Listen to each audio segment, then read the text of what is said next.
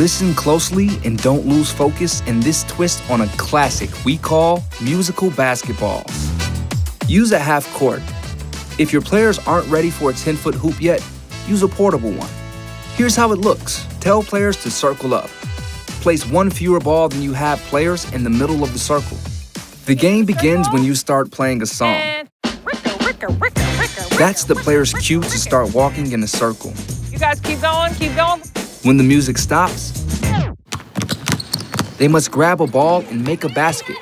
Then, they take a seat to show they're finished. The player who doesn't get a ball is out and waits to play in the next round.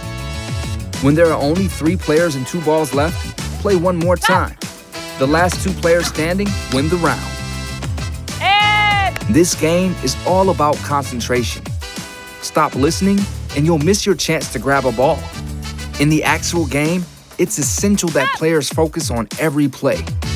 Blink and they might miss their chance to take an open shot, grab a rebound, or go for a steal.